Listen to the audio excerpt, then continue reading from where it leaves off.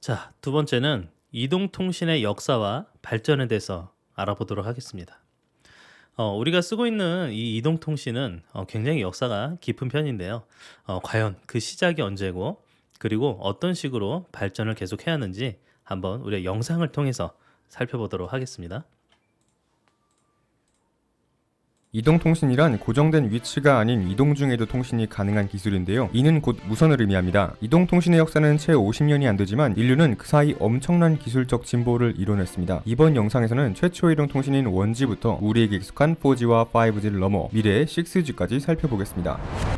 최초 이동통신인 1G의 특징은 음성통화만이 가능했다는 것입니다. 하지만 당시에는 휴대전화로 음성통화를 한다는 것 자체가 놀라운 혁신이었죠. 1G의 최고 전송 속도는 14.4kbps였는데요. bps는 비트 퍼 세크를 의미하며 비트 단위를 우리에게 익숙한 바이트 단위로 바꾸기 위해서 8로 나누어주면 1.8kbps/s가 됩니다. 이 속도로 만약 영화 한 편을 다운받는다고 가정하면 무려 27일가량이 걸리게 됩니다. 1G 이동통신의 개막을 알린 기업은 모토로라입니다. 세계 최초의 휴대폰으로 인정받은 제품은 1973년 개발된 모토로라의 다이나텍인데요. 사실 이 제품은 프로토타입에 가까웠고 모토로라는 이를 바탕으로 약 10년을 더 연구했습니다. 그리고 마침내 1983년 다이나텍 8000X가 모습을 드러냅니다. 일반 소비자를 위해 상용화된 최초의 휴대폰이 등장한 것이죠. 다이나텍 8000X는 전화번호를 무려 30개까지 저장할 수 있었으며 빨간색의 LED 디스플레이를 탑재하는 혁신을 보여주었습니다. 또한 무게가 무려 793g으로 덤벨 기능이 있어 벽돌폰이라는 별명도 갖게 되었습니다. 그러나 아쉬운 점도 있었는데요. 바로 배터리 타임입니다. 충전에는 10시간이 걸렸지만 통화는 단 30분만 가능했습니다. 그리고 무엇보다도 가격이 문제였습니다. 당시 가격은 3,995달러로 현재 물가 기준으로 한화 약 1,000만원이 넘는 가격입니다. 그런데 실제 당시 체감 가격은 그 이상이었을 텐데요. 우리나라에는 88올림픽이 있던 1988년에 수입되었는데 가격이 약 400만원 가량이었습니다. 당시 짜장면 한 그릇의 가격이 800원 정도였다고 하니 휴대전화는 그야말로 부의 상징이었죠. 서비스 첫 해 휴대전화 가입자 수는 784명이었다고 합니다. 그리고 이 다이나텍을 처음 들여온 기업은 SK텔레콤의 전신인 한국이동통신이었는데요. 사실 당시 한국이동통신은 원래 KT의 자회사였습니다. 그러나 수년 뒤인 1994년 SK가 한국이동통신을 인수하게 되었고 그 결과 국내 이동통신 시장의 개막이라는 타이틀은 KT가 아닌 SK텔레콤 차지가 된 것입니다. KT로서는 참 아쉬움이 남는 역사겠죠. 또한 88년은 최초의 국산 휴대폰도 등장했는데요. 바로 삼성전자의 SH100입니다. 하지만 통화 품질이 좋지 않았다고 합니다. 1G가 아날로그 통신이었다면 2G부터는 디지털 통신이 이루어집니다. 아날로그 신호를 그대로 주고받는 1G의 경우 이용자가 많아지면 통화 품질이 급격히 떨어질 수밖에 없었는데요. 디지털 통신은 음성과 같은 아날로그 신호를 0과 1로 구분되는 디지털 신호로 변환하여 송신하고 이를 다시 우리가 인지할 수 있는 아날로그 신호로 변환하는 방식입니다. 이 덕분에 데이터 압축이 가능해질 뿐 아니라 이용자가 많아져도 간섭 영향을 덜 받게 됩니다. 예를 들면 신호 간의 간섭이 발생해 1이 1.1이 되어버렸다고 가정해보겠습니다. 하지만 디지털 세계에는 1.1이란 숫자는 없고 오직 0과 1만 존재하기에 0.1은 무시되고 1이 수신되는 것입니다. 정리하면 2G부터 디지털 통신이 이루어졌으며 이때부터 비로소 문자 메시지 송수신이 가능해졌습니다. 2세대 이동통신 기술은 GSM 방식과 CDMA 방식이 있었는데요. GSM은 유럽발 방식으로 전 세계적으로 널리 사용된 표준이었습니다. 이런 GSM을 한 번도 사용한 적이 없는 나라가 있는데요. 바로 대한민국입니다. 우리나라는 미국 퀄컴사의 CDMA를 채택했는데 1996년 한국이동통신이 세계 최초로 상용화하였습니다. 사실 세계적인 대세는 GSM 방식이었고 우리나라가 예외적인 경우였는데요. 때문에 해외 출국 시에는 국가별 통신사별 지원 유무에 따라 GSM을 지원하는 로밍폰을 임대해야 하기도 했습니다. 1992년 출시된 세계 최초의 2G폰인 노키아 1011도 GSM 방식이었고요. 2007년 출시된 최초의 아이폰 1세대도 GSM 방식이었기 때문에 국내에서 사용이 불가능했죠. 한편 삼성과 LG는 국내 첫 CDMA 휴대폰 출시를 위해 경쟁했는데요. 결과는 LG 승, LG의 LDP200이 1996년 2월, 삼성의 SCH100이 같은 해 4월에 출시되었습니다. 현재 스마트폰의 가장 주요한 마케팅 포인트는 카메라일 텐데요. 당시는 통화 품질이 가장 중요한 마케팅 포인트였습니다. 삼성과 LG도 통화 품질 향상을 1순위로 두고 선의의 경쟁 구도를 만들며 국산 브랜드의 시장 점유율을 확대하기 시작합니다. 2G는 1G보다 무려 10배 빨라진 144kbps의 전송 속도를 자랑했는데요. 이 속도로 영화 한 편을 다운받는다고 가정하면 약 65시간, 단 2-3일 만에 다운로드를 완료할 수 있는 셈입니다. 그렇다면 3G에서는 또 얼마나 빨라졌을까요? 있는데요. 3G의 이론적 최대 전송 속도는 14Mbps로 2G의 144kbps보다 100배 빨라졌습니다. 이때부터 영상통화와 멀티미디어 통신이 가능해진 것입니다. 비록 느리지만 휴대폰에서 인터넷이 가능해졌다는 것은 큰 혁신이었죠. 한일 월드컵이 있던 2002년에는 3G가 상용화되었습니다. 2G에서는 GSM 방식과 CDMA 방식이 있었는데요. 3G에서는 GSM 방식에서 발전한 WCDMA 방식과 CDMA 방식에서 발전한 CDMA 2000이 있었습니다. 그중 WCDMA 방식은 GSM을 계승하면서도 CDMA의 장점을 일부 흡수하였고 3G 기술 표준으로서 자리를 확고히 합니다. 우리나라에서는 두 가지 방식을 모두 사용하기로 했고 KT와 SKT는 GSM 기반의 WCDMA를, LG는 CDMA 2000을 도입합니다. 사실 세계적인 대세는 WCDMA였기에 LG는 해외에서 자동 로밍이 안 되는 단점이 있었습니다.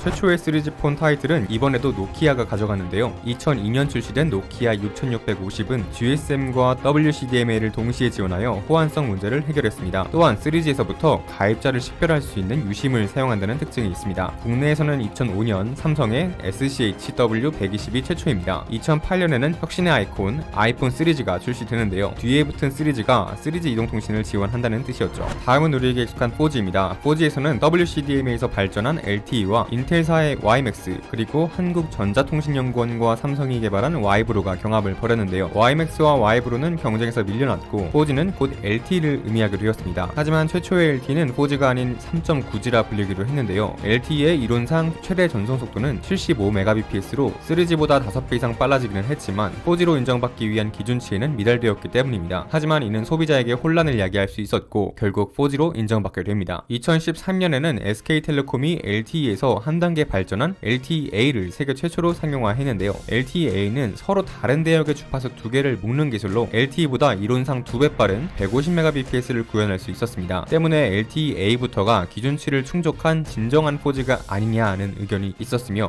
무선 통신 속도가 드디어 100Mbps의 유선랜 속도를 뛰어넘었다는 것에 의미를 두기도 했습니다. 그리고 세계 최초의 LTEA 스마트폰 자리는 삼성 갤럭시 S4 LTEA가 차지했네요. 그런데 사실 LTE의 최대 속도 목표치는 1GBps였습니다. 이에 LTE 기술은 개선을 거듭했는데요. 주파수 2개를 묶는 기술이었던 LTEA에서 발전하여 주파수 3개를 묶는 기술인 3밴드 LTEA가 등장했고요. 2016년 이후에는 4.5G 또는 4.9G라 불리기도 하는 LTEA 프로가 등장하여 이론상 최대 속도 500Mbps를 구현했습니다. 이후에도 개선을 통해 이론상 최대 속도 1GBps를 만들어냈고요. 그런데 LTE가 성장하는 중에도 2020년대 이후 데이터 통신량이 폭증할 것이라는 예측이 많았고 다음 세대 이동통신 기술은 준비되고 있었습니다. 그것이 바로 IMT 2020으로도 불리는 5G입니다. 기술 표준 이름이었던 LTE가 4G를 의미했던 것과는 달리 5G의 경우는 기술 표준 이름인 NR보다는 그냥 5G로 불리고 있는데요. 2019년 1월 대한민국에서 세계 최초로 상용화되었지만 꽤 많은 국내 소비자들이 비싼 5G 요금제 때문에 5G로 넘어가기를 망설이고 있습니다. 5G의 세 가지 특징은 초고속, 초연결, 초저지연입니다. 초연결과 초저지연은 4차 산업혁명, 자율주행 등을 위한 중요한 특성이지만 당장 소비자가 체감할 수 있는 부분은 아니겠고요. 현재 일반 소비자가 체감할 수 있는 부분은 초고속, 즉 속도일 텐데요. 5G는 최고 전송 속도 20GBps로 LTE보다 최대 20배 빠른 속도를 목표로 합니다. 하지만 실제로는 평균 3배에서 5배, 이상적인 환경에서 최대 10배 정도 빨라지는 것에 그쳤습니다. 일단 5G는 기지국수가 아직 부족하다는 문제가 있고요. 여기에 주파수 이슈도 있는데요. 5G는 두 가지 주파수 대역을 사용합니다. 3.5GHz와 28GHz인데요. 상대적으로 주파수가 낮은 3.5GHz는 속도는 조금 느린 대신 커버리지가 넓고요. 상대적으로 주파수가 높은 28GHz는 속도는 더 빠른 대신 장애물에 취약하고 커버리지가 좁습니다. 같은 이유로 와이파이도 2.4GHz와 5GHz가 있다면 5GHz로 연결하는 것이 더 빠를 수 있습니다. 5G를 처음 출시할 때는 20배가 빨라진다고 광고했는데 이는 속도가 빠른 28GHz 기준이었고 실제로는 아직까지도 3.5GHz만을 사용하고 있는 것입니다. 세계 최초의 5G 폰이었던 갤럭시 S10 5G 이후부터 최근 출시된 갤럭시 S21까지도 3.5GHz를 지원하는 5G 스마트폰이고요. 여기에 28GHz 대역은 기업용이라는 이야기까지도 나오고 있습니다. 28GHz는 3.5GHz에 비해서도 커버리지가 좁다 보니 28GHz로 전국망을 까는 것은 사실상 불가능해 보인다는 것입니다. 때문에 일반 사용자가 사용하는 스마트폰은 앞으로도 3.5GHz 지원 모델을 위주로 출시되지 않겠냐는 예상이 있습니다. 4G가 멀티미디어 스트리밍의 시대를 열었고 5G가 사물 인터넷, VR, 자율주행 시대를 열 것이라면 과연 6G는 어떤 역할을 하게 될까요? 6G는 지능형 서비스를 목표로 합니다. 현 시점 6G에 대한 표준은 확정되지 않았지만 100GHz 이상의 초고주파 대역을 사용하며 전송 속도는 5G 대비 50배 빨라진 무려 1000GBps입니다. 5G가 가상현실과 증강현실을 보여준다면 6G는 여기서 더 발전하여 홀로그램과 같은 확장현실을 보여줄 것이라 합니다. 또한 자동차의 자율주행에서 더 발전하여 드론과 같은 비행기체의 자율비행이 가능해지며 원격 진료가 아닌 원격 수술이 가능해질 것으로 전문가들은 예측하고 있습니다. 그리고 6G의 가장 큰 특징은 지능형 서비스는 어떤 것일까요? 6G 시대에서는 건물과 사물이 사람의 지시 없이도 자동 제어가 이루어지며 기계를 사람의 생각만으로 조종하는 기술이 보급될 것이라 합니다. 여기에 한 가지 더 흥미로운 예측은 6G 시대에서는 스마트폰의 필요성이 줄어든다는 것입니다. 카세트 플레이어, MP3 플레이어, 전자사전, PMP 등이 어느새 우리 앞에서 사라졌듯이 스마트폰의 시대도 영원할 수는 없을 텐데요. 6G 시대에서는 안경 등의 웨어러블 디바이스로 주력 단말기가 변화할 것이라는 예측이 있습니다. 6G는 2028년 상용화를 목표로 하고 있으며 2030년 이후부터 본격적인 보급이 가능할 전망입니다. 1G부터 5G까지 이동통신 기술은 짧은 역사 속에서 너무나 빠르게 발전해왔습니다. 그럼에도 인류는 멈추지 않고 6G 시대를 향해 달려가고 있는데요. 6G가 열게 될 새로운 세상이 기대가 되면서도 한편으로는 부작용은 없을지 조금은 걱정이 되기도 합니다. 여러분의 생각은 어떠신가요? 그리고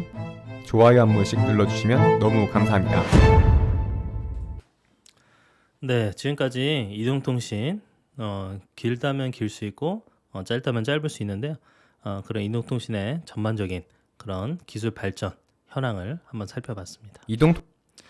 자, 그래서 우리가 조금 핵심만 살펴보자면, 자, 1세대 1G죠. 1세대 이동통신. 이게 기억이 나실지 모르겠는데 여러분들 뭐 옛날 드라마, 옛날을 배경으로 한 그런 드라마나 뭐 영화를 보면은 이런 삐삐라는 이런 무선 호출기가 등장을 합니다. 1세대 때는 이런 무선 호출기 그리고 시티폰 서비스 같은 이런 어떤 서비스를 지나서 아날로그 방식으로 음성 통화를 서비스를 제공한 그게 바로 1세대 이동통신입니다. 50여 년 전인 1973년도에 모토로라가 세계 최초로 휴대전화를 발명했었죠. 그래서 1세대 이동통신이 시작이 됐고요. 그리고 1983년도에는 크기가 줄어들고 본격적으로 상용화가 되면서 휴대전화 시대가 열리기 시작했습니다. 물론 이제 우리나라는 1988년도에 삼성이 최초로 휴대전화를 개발했는데요. 영상에서 우리 LG가 2달 빨리 이렇게 출시를 했었고 그 다음에 삼성이 이렇게 했는데 최초에 이제 삼성 1988년도에 800g짜리 400만 원에 해당이 되는 그런 휴대전화를 개발을 했고요. 그리고 2세대 이동통신은요. 자, 2세대에서는 1996년도에 우리나라가 세계 최초로 시대임의 디지털 휴대전화를 상용하면서 2세대 이동통신이 시작이 됩니다. 그래서 이때부터는 이 삐삐가 사라지고 셀룰러, 그다음 PCA라는 용어가 사용이 됩니다. 그리고 2G 시대가 열리면서 휴대폰 크기가 작아지고 음성통화, 문자 메시지, 그리고 메일 서비스가 제공이 됩니다. 그래서 뭐 폴더폰이 등장한 시기도 이쯤이고요. 그리고 휴대폰이 더 작고 세련되게 진화를 하기 시작했죠. 그래서 이렇게 우리가 벽돌폰이라고 하는 이런 초기 휴대폰을 거쳐서 점차 휴대폰이 작아지기 시작했습니다. 그리고 사실은 최근에서는 더 점점 커지죠. 왜냐? 이 디스플레이가 중요하기 때문에, 디스플레이 크기 때문에 점점 커지는 모양을 가지고 있습니다. 자, 3세대 이동통신입니다. 3세대 통신 서비스의 핵심은요, 그 영상 통화와 무선 인터넷 기반의 데이터 전송에 있습니다. 자, 이때 그냥 음성으로만 통화하는 게 아니라 영상으로 통화를 할 수 있게 되는 그런 이 디지털 서비스, 그리고 무선 인터넷 기반의 데이터 전송이 가능한 그런 시대가 바로 3G 3세대 이동통신 때부터 가능했던 거죠. 그래서 일반 휴대전화에 카메라도 부착되고 MP3, 그다음 게임 등의 이런 다양한 기능들이 탑재된 그런 피처폰이 유통이 되기 시작합니다. 근데 이 피처폰이 뭐냐면 이 특징이 분명하다는 뜻, 그러니까 피처, 특징이잖아요. 그래서 특징을 가진 그런 폰이라는 뜻으로 스마트폰이 출시된 전까지는 최대 성능을 발휘했던 그런 휴대전화를 의미를 합니다. 자, 그래서 음성, 문자뿐만 아니라 이런 사진, 동영상까지도 전송할 수 있는 그런 이 3세대 이동통신이 이때 이런 멀티미디어적인 요소도 커버를 어느 정도는 했고요. 그리고 3G 이동통신이 전 세계 대부분의 국가들이 이용하는 그런 통신망으로 로밍 서비스로 언제 어디서나 통화가 가능한 그런 시대를 열었습니다. 그래서 이 핸드폰, 내가 쓰던 핸드폰을 그대로 들고 가더라도 다른 나라에서도 내가 그대로 이용하고 통화를 할 수 있는 그런 3G 이동통신이 그런 로밍 서비스를 시대를 열었죠. 그 다음에 이때 아이폰이 아이폰 3G를 출시를 하면서 스마트폰의 시작을 알리게 됩니다. 자, 다음은 4세대 이동통신입니다. 4세대 4G 이동통신인데요. 최대 전송 속도가 3G보다 7배 이상 빠른 1기가 bps를 제공을 합니다. 그래서 LTE 서비스로 스마트폰이 이제 상용화가 되고 4G 서비스의 핵심이 빠른 데이터 전송, 그리고 VoLTE, 이거 보이스 오버죠. 보이스 오버 LTE. LTE 위에서 이제 음성 보이스를 전달하는 기술, 그다음 대용량 메시지 등으로 데이터 기반의 다양한 서비스가 제공이 됩니다. 그 3G 이동통신에 WCDMA 기술에서 진화를 한 버전이라서요. 기존 네트워크와 연동할 수 있고, 그다음 기지국 설치 등의 투자비와 운용비가 크게 줄어든다는 그런 장점이 있습니다. 초기 LTE 기술은 LTE는 이제 롱텀 에볼루션이죠.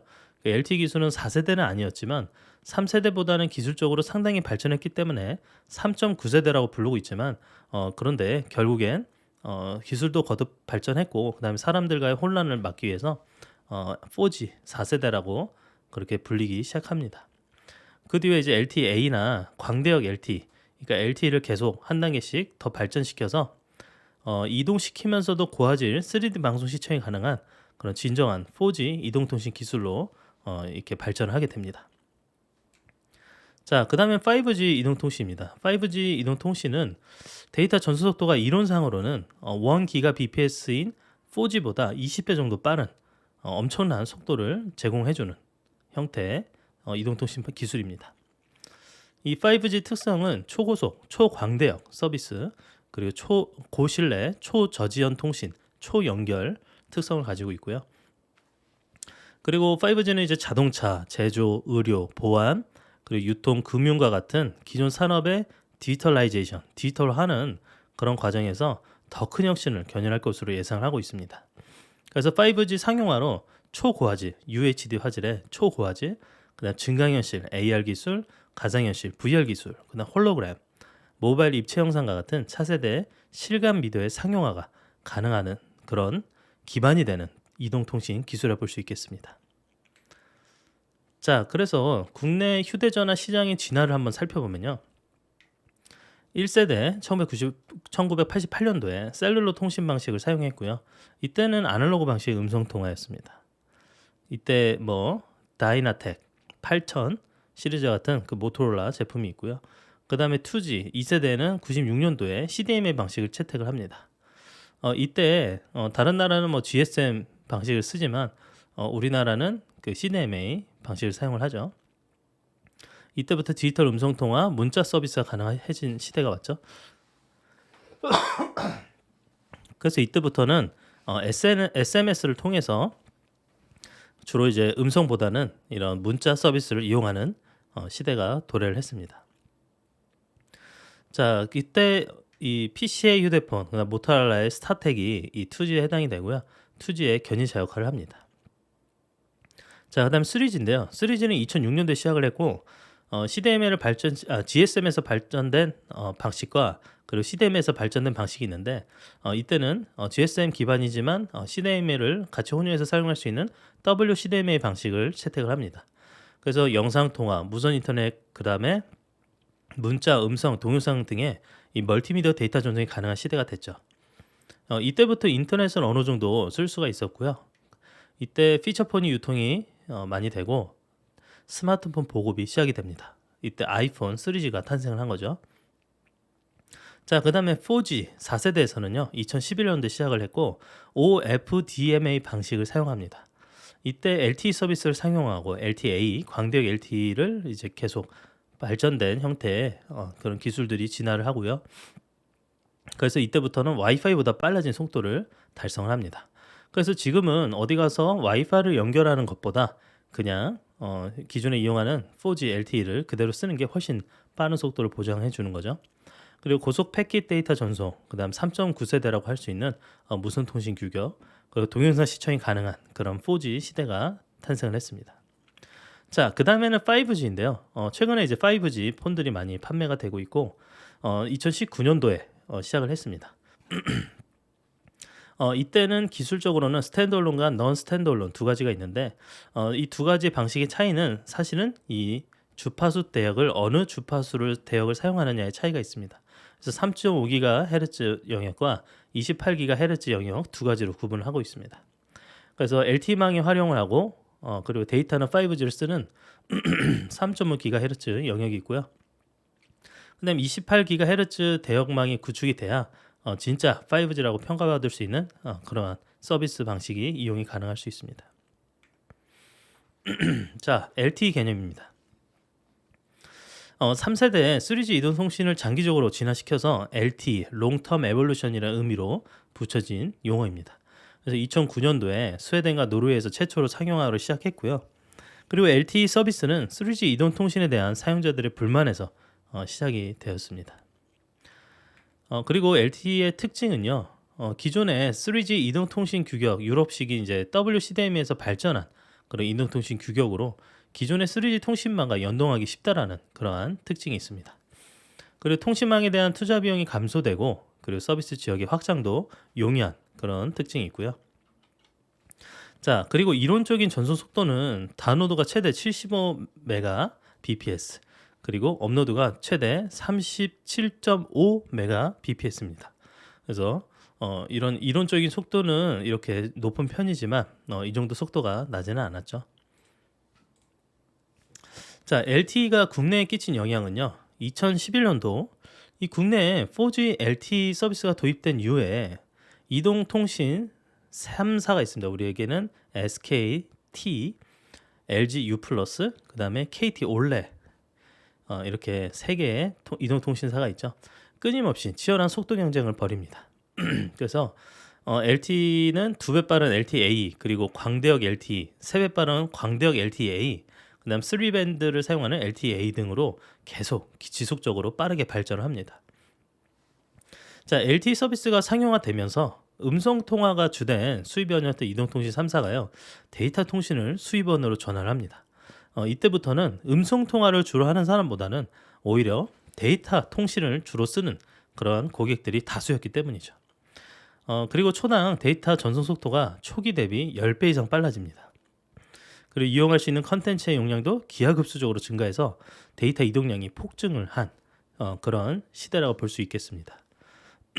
자, 보면은 SK, LG, KT 지금 전국에 얼만큼의 이 LTE 망을 가지고 있는지를 눈으로 볼 수 있고요. 자, 그 다음에 주파수 묶음입니다. 이 주파수 묶음 기술은요, LTE-A 서비스로부터 발전하는 LTE 기술의 핵심 기술이라 볼 수 있겠습니다. 주파수를 묶어서 사용한다 이렇게 보시면 되겠고요. 이동통신 주파수는 전 세계적으로 이제 사실은 여러 가지 조가로 나눠서 각각 운영을 하는데요. CA는 이 주파수 묶음은 이러한 주파수를 하나로 묶어서 넓은 광대역처럼 사용하는 기술이라 볼 수 있으면 되겠어요. 당연히 이 주파수를 묶어서 사용하기 때문에 1차선 도로를 2차선으로 확장한 그런 형태의 개념이라고 이해하시면 되겠어요. 자, 그 다음에 광대역 LTE는 인접한 주파수를 붙여서 확장시켜서 하나의 주파수처럼 사용하는 겁니다. 그래서 광대역 LTE를 통해서 우리가 주변에 인접한 주파수를 묶어서 붙여서 확장한다 이렇게 이해하시면 되고요. 하나의 주파수를 이용하기 때문에 두 개의 주파수를 넘나드는 LTE-A에 비해서는 배터리 소모가 적은 편입니다. 그리고 3밴드 주파수 묶음 LTE-A 기술은요. 225Mbps의 광대역 LTE-A에다가 10MHz의 폭의 비인접 주파수를 더해서 75Mbps만큼의 속도를 더 빠르게 하는 그런 기술입니다. 그래서 지금 최근 이런 LTE 기술이 계속 발전의 발전을 거듭한 결과라고 보시면 되겠습니다. 자, 이거에 대해서 우리 국내 이동통신에 대해서 어떻게 적용이 되는지 한번 살펴보면요. 자, 1세대 아날로그 88년도 14.4kbps입니다. 그리고 CDMA는 153.6kbps. 업로드, 다운로드가 같은 속도죠. 그 다음에 WCDMA에서는 14.4Mbps입니다. Mbps.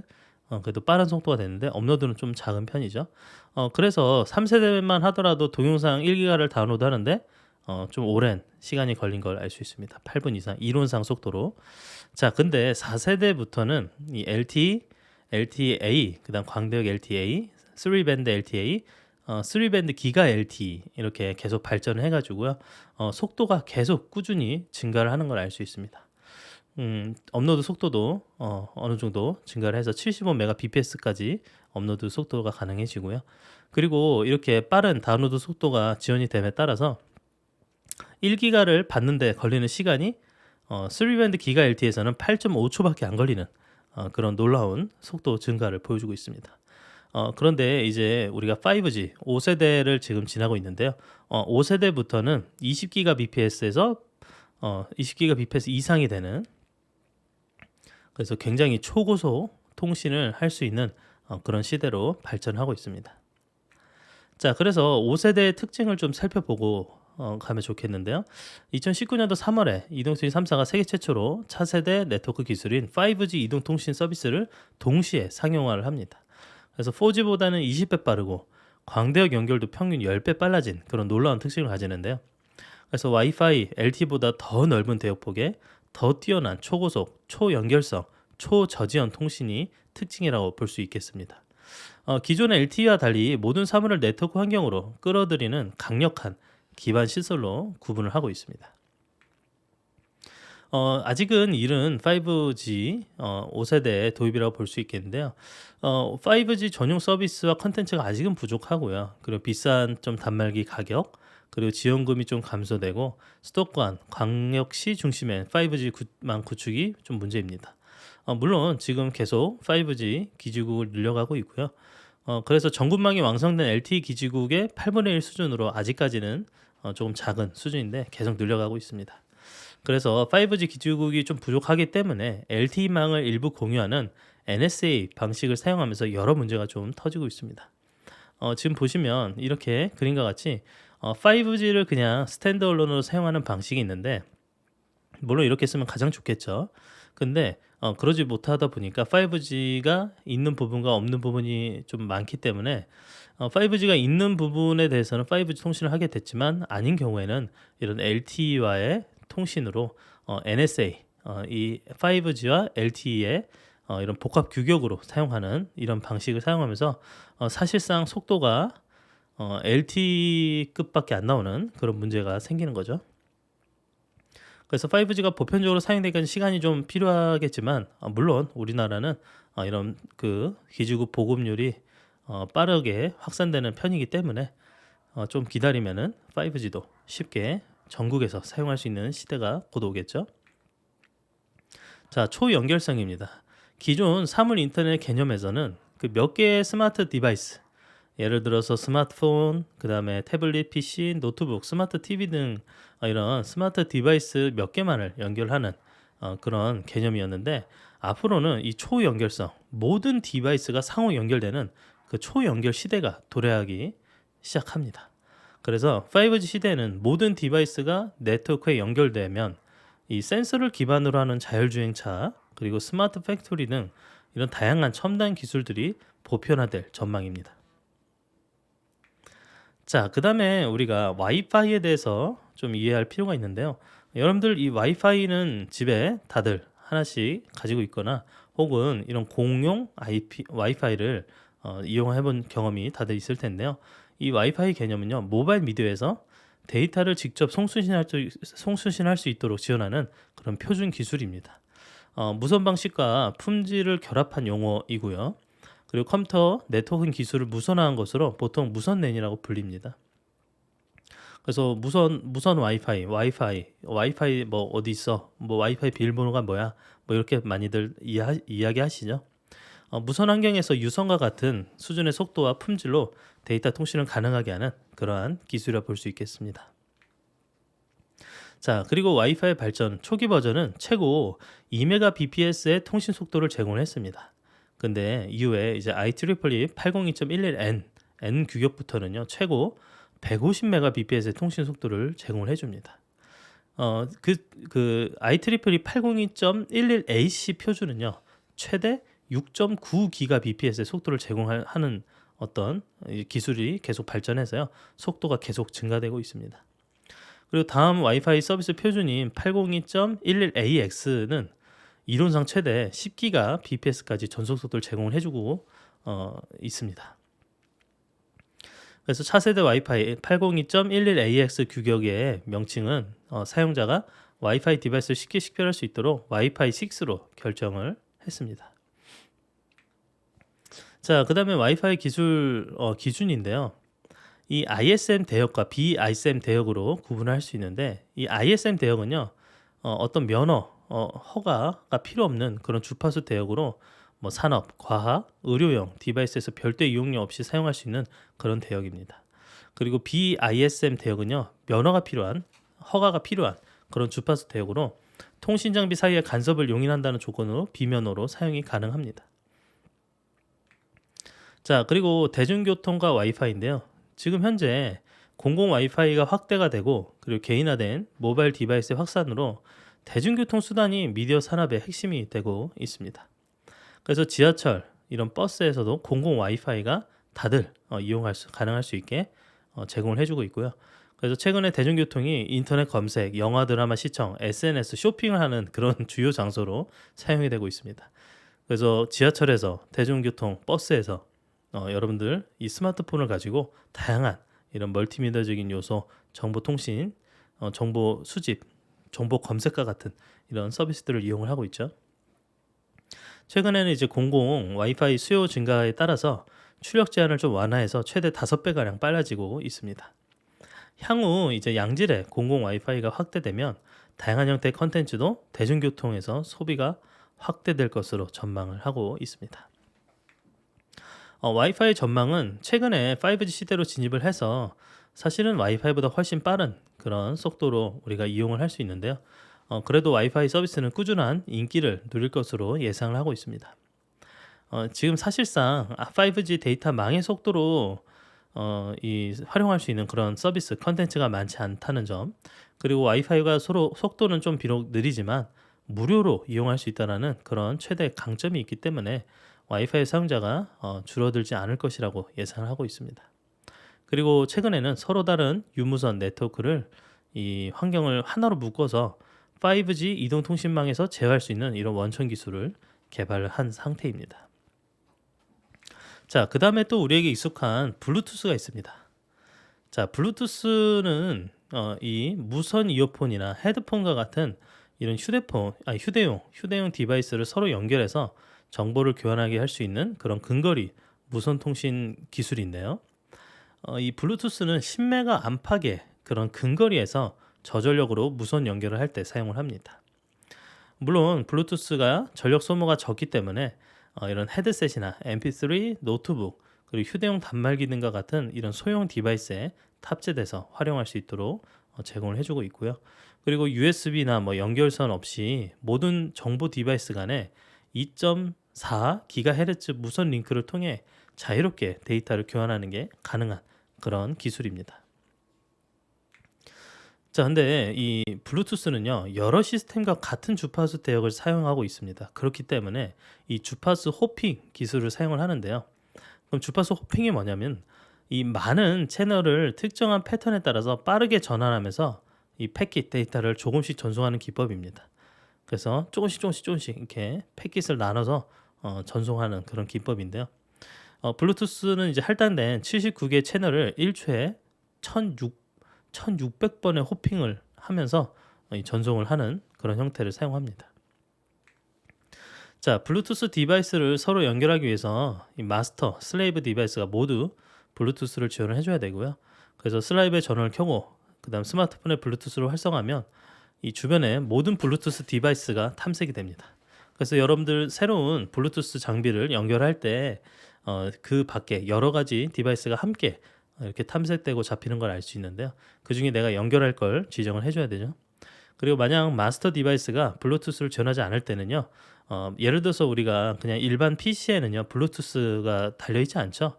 그래서 블루투스를 제공해 줄 수 있는 그런 USB 메모리 모양의 USB 형태의 블루투스 중계기 동굴이라는데 이런 중계기를 좀 연결해서 블루투스 장비를 사용할 수 있게 만들 수 있습니다. 자, 지금 현재 블루투스의 경쟁자는요. 어떤 게 있을까요? 블루투스 4.0 동일한 속도를 유지하면서 매우 적은 소비 전력을 사용하는 블루투스 4.0이 탄생을 했고요. 그리고 와이파이 다이렉트 기술이 있습니다. 이 휴대용 디바이스를 서로 연결해 통신하는 기술로 속도가 빠르지만 전력 소모가 좀 많다라는 그런 좀 단점이 있고요.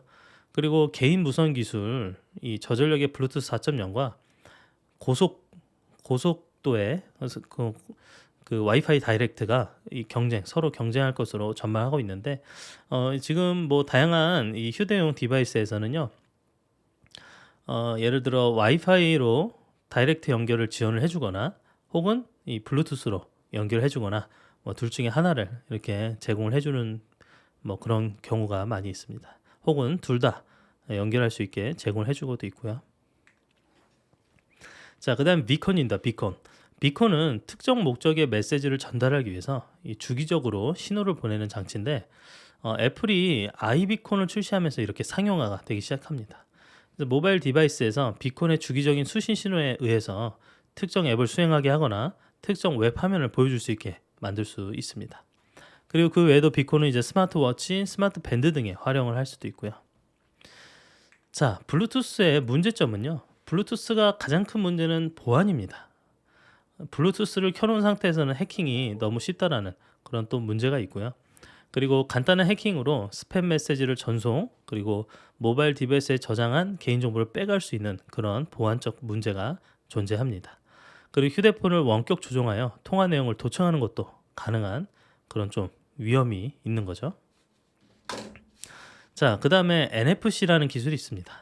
자, 물론 여러분들 NFC 기술을 통해서 많이 사용을 한 경우가 많이 있을 텐데요. 10cm 굉장히 짧은 10cm 이내의 거리에 비접촉식 근거리 무선 통신 그런 망이라고 보시면 되겠습니다. 그럼 무선 통신 방식인데 10cm잖아요. 굉장히 짧은 거리 그러나 비접촉식입니다. 그래서 이전에 비접촉식 무선 통신 기술인 블루투스, 그 다음에 RFID, 그 다음에 ZigBee 등의 이런 특징과 장점들을 대부분 수용해서 나온 게 바로 NFC인데요.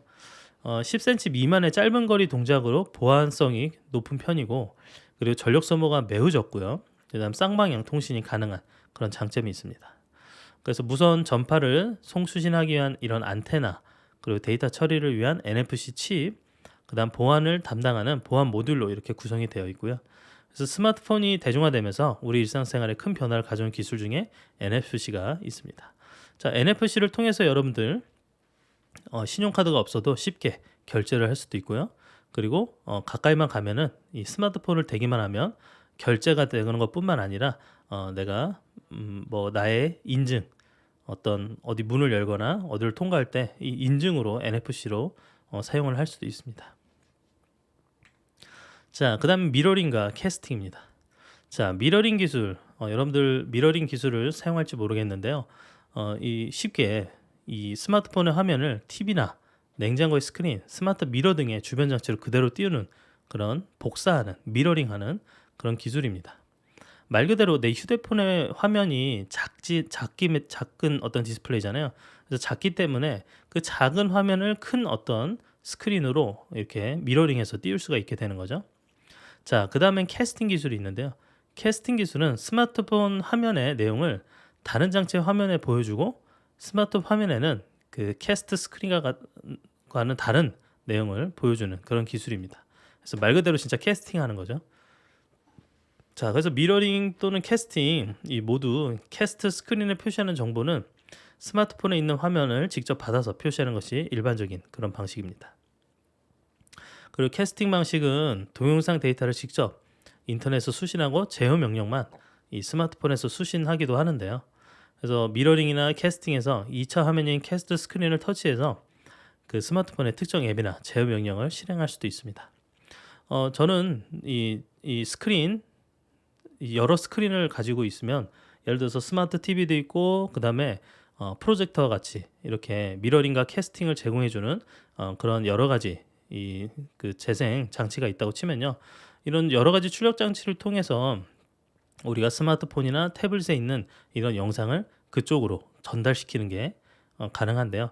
그래서 미러링보다는 주로 이제 캐스팅 기술을 통해서 우리가 제어도 쉽게 하면서 실제 화면 재생은 거기에서 직접 재생을 하는 이런 형태로 이용을 하고 있습니다.